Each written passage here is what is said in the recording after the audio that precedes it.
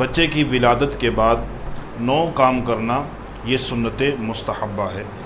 تو سب سے پہلا ہے بچے کے کان میں اذان اور اقامت دینا۔ تو جس دن بچے کی ولادت ہو تو اس دن سب سے پہلا جو کام کیا جائے گا وہ یہ ہے کہ اس کے دائیں کان میں اذان دی جائے گی اور الٹے کان میں اقامت کہی جائے گی۔ تو اس سے بچے کو یہ فائدہ ہوگا کہ اس کو مرگی کی بیماری نہیں لگے گی۔ حضرت امام حسین رضی اللہ تعالی عنہ نے فرمایا کہ جس کے ہاں بچے کی ولادت ہو تو اس کے سیدھے کان میں اذان دی اور الٹے کان میں اقامت دی، تو اس کی وجہ سے یہ بچہ مرگی کی بیماری سے محفوظ رہے گا۔ تو لہٰذا جس دن بچے کی ولادت ہو اسی دن اس کے دائیں کان میں اذان اور الٹے کان میں اقامت کہنی چاہیے۔ علماء کرام فرماتے ہیں کہ اگر بچے کے کان میں اذان اور اقامت کہنے میں دیری کر دی تو اس سے اکثر لوگوں کو مرگی کی بیماری ہو جاتی ہے، یعنی بچوں کو مرگی کی بیماری ہو جائے گی اگر جو ہے اذان اور اقامت میں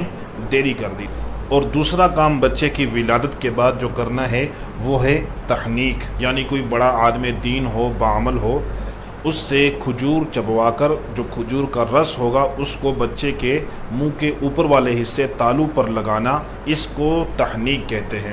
تو اس کا سب سے بڑا فائدہ یہ ہوگا کہ اس بچے کے اخلاق اچھے ہوں گے۔ اور بچے کی پیدائش کے بعد جو تیسرا کام کیا جائے گا وہ ہے عقیقہ۔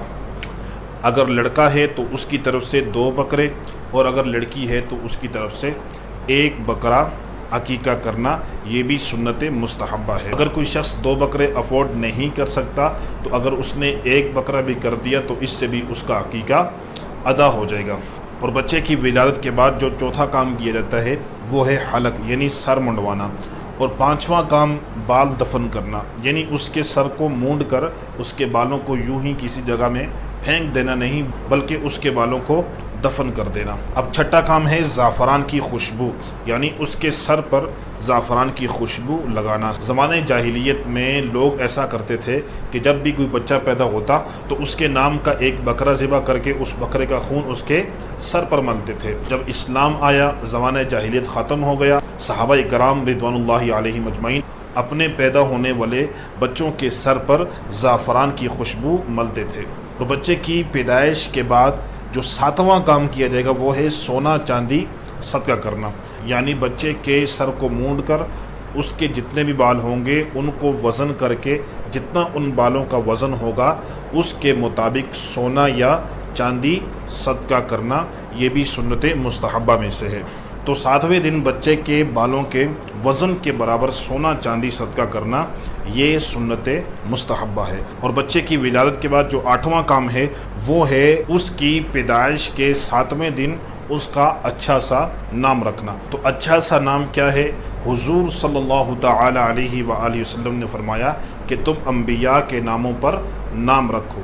صحابہ کرام، اولیاء کرام، صحابیات، انبیاء کرام، ان تمام کے ناموں پر نام رکھنا۔ تو سب سے پہلے بچے کی پیدائش کے 7ویں دن حضور علیہ السلام کے نام محمد پر اس بچے کا نام رکھ دیا جائے، پھر پکارنے کے لیے اس بچے کا کوئی اور نام جو ہے وہ رکھ دیا جائے، یہ بہتر ہے۔ اور حضور علیہ السلام نے فرمایا کہ جس شخص نے میرے نام سے محبت کرتے ہوئے، یعنی مجھ سے محبت کرتے ہوئے اپنے بچے کا نام محمد رکھا تو انشاءاللہ یہ نام محمد رکھنے والا اور جس بچے کا نام محمد رکھا گیا ہے یہ دونوں جنت کے اندر داخل ہوں گے۔